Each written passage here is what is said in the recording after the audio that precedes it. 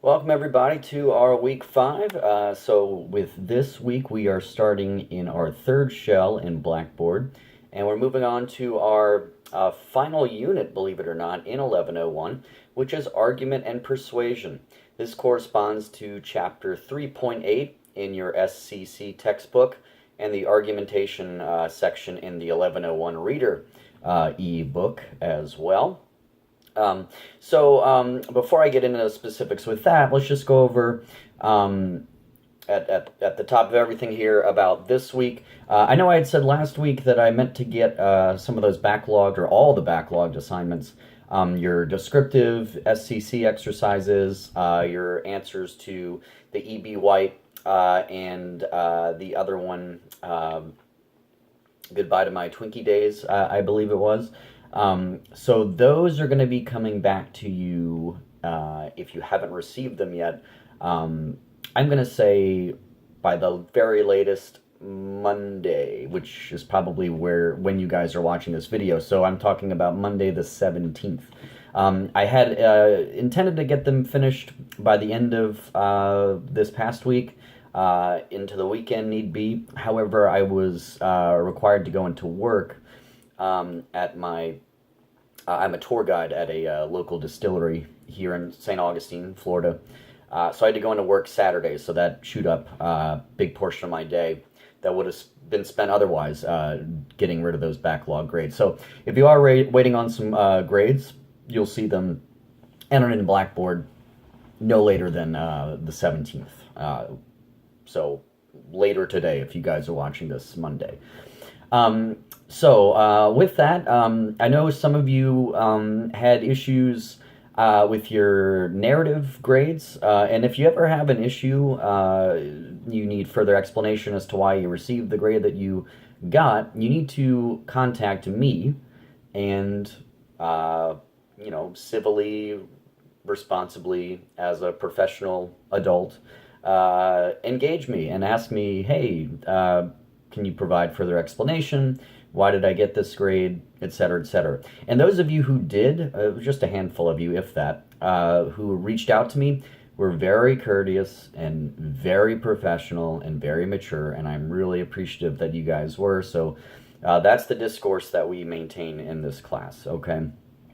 And I'm willing to hear you out, and I'm, within reason, and this isn't all the time for all situations, but usually if you do engage me in a reasonable fashion, respectful fashion, I'll be considerate.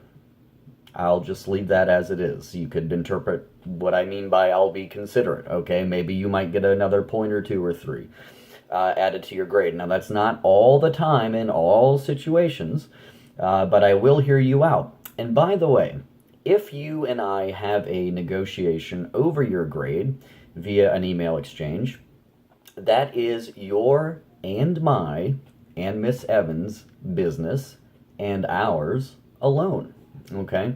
No one else needs to know what we talked about with regard to your grade. It is your grade.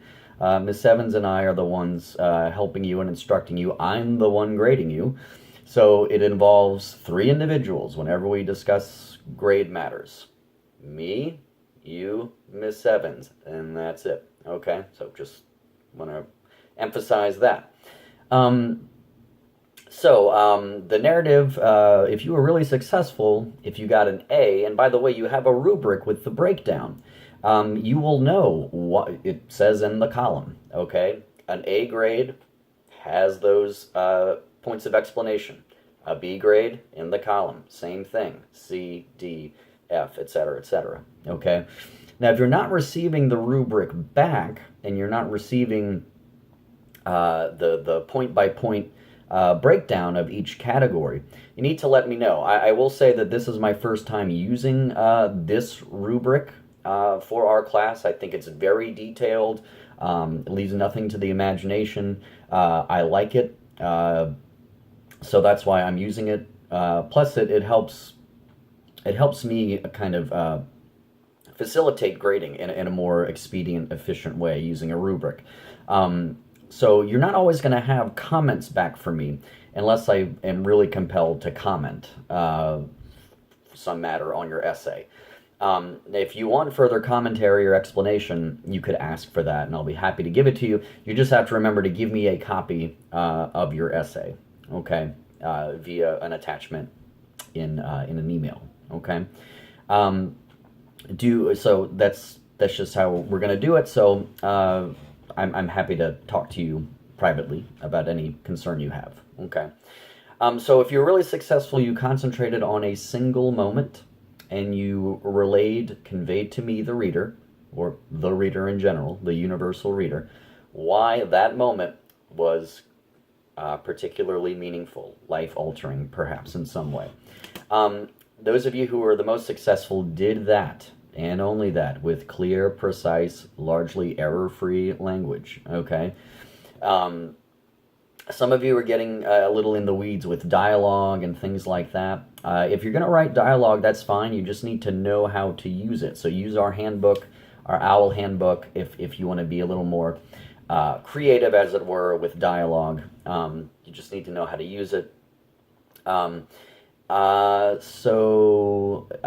Just mind your P's and Q's, dot your I's, cross your T's, guys. Read your work aloud to yourself, revise, proofread. You guys, I'd say as a group of students as a whole, are pretty solid writers, okay? Probably more solid than the students that I teach here in person in Florida. So take that as it were. You guys are pretty much the same age group, more or less. So mostly it's a matter of focus. Are you focusing on the assignment parameters? Okay. Your format needs to be right. You need to do the paper format. It needs to be according to that. Okay, so remember, A, excellent, B, good to great, C, average. You did just the bare minimum. Okay, D, poor, F, unacceptable. Okay, so just keep all that in mind. So onward we go. I just got your descriptives in. The descriptive should be a person, place, thing, or idea, and brought to life using descriptive language. Well-placed, skillfully placed descriptive language. If you use metaphors, they need to be employed. If you use concrete description, that's ultimately better. More specific, concrete description is better than, say, abstract, vague description. Of course, you could use figurative language, similes, metaphors, but they need to be appropriate and well conceived. Okay, so the next unit, and your descriptives, of course, will be back within 2 weeks. Next unit, argument and persuasion, what I consider to be the heartbeat of our 1101 term. We're arguing every day. When you're trying to convince somebody, when you're trying to persuade somebody, implicitly, whether you realize it or not, you are arguing with that person. We think of argument in terms of yelling at each other, okay? And of course, that's the case with certain talk shows or cable news or et cetera, et cetera. People are always, you shouldn't use absolutes, but not always, but people are, it seems to be, disparaging each other, tearing each other down, using logical fallacies to smear each other's character. Look at the news today and you'll see what I mean, okay? I hope I'm not saying anything too controversial there. So with this next unit, guys, you want to pick something original and creative to argue for or against whatever that thing is. For example, you could do a proposal. Okay, in fact, we are going to read Wednesday. I'm going to post Questions to a Modest Proposal by Jonathan Swift, a classic. It is genius and brutal at the same time, as is William Hazlitt's On the Pleasure of Hating. Okay, so look how these writers use satire and irony, okay, to convey their message. They're very, very clever writers.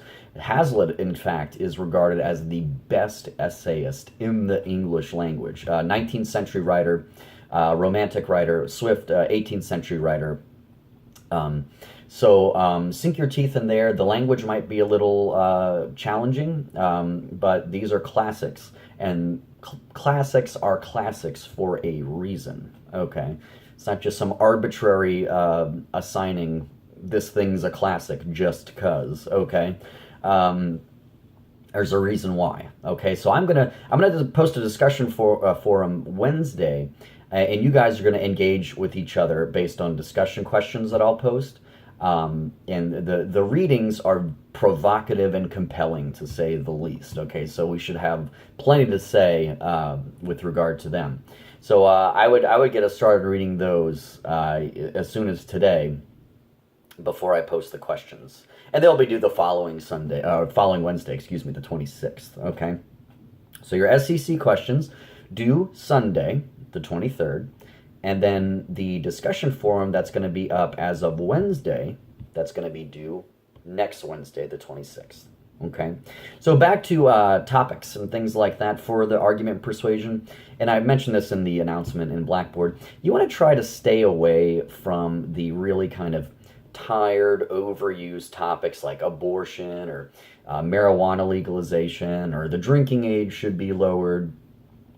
I might be flexible on some of these I won't be. If you want to run a topic by me, I'd recommend doing that very soon, okay?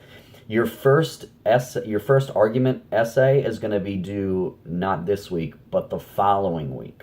Okay, when I say first essay, because the first version is a no research required version. In fact, it should be research free. It's just you arguing your position, okay?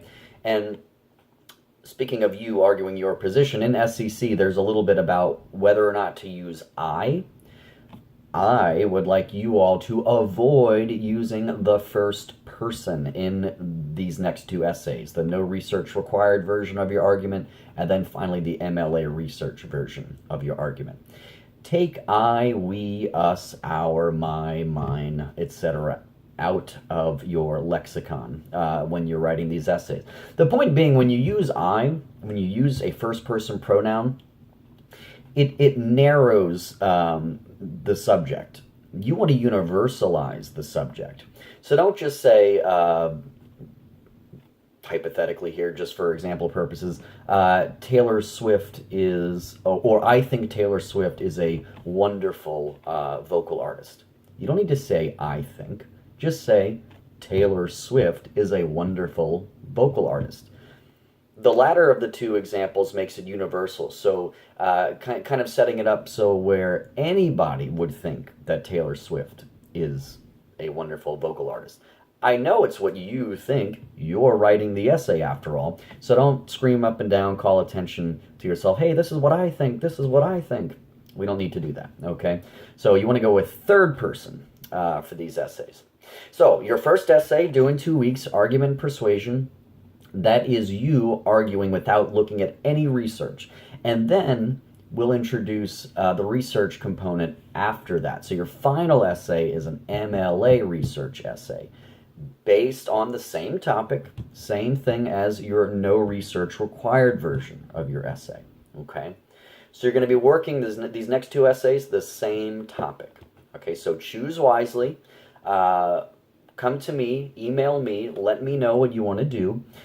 Something creative, guys. Maybe a proposal, something like, my neighborhood needs, or I said don't use I or my, so forget that. The neighborhood needs a park. Okay, maybe you could name your neighborhood. Willow Springs deserves a park. Okay, that could be your topic. And then in the essay, you would argue why that's the case, why Willow Springs needs a park, okay? So run it by me, guys. Email me. I want you guys to have a great week. Let's soldier on, guys. Don't get discouraged. Even if you don't do as well as you thought on your essays, keep in mind that the assignments are there to help buffer you and bring you up, okay? So have a great week, guys, and I'm signing off for our Week 5 video. Have a great one, folks. Let's get it. Bye-bye.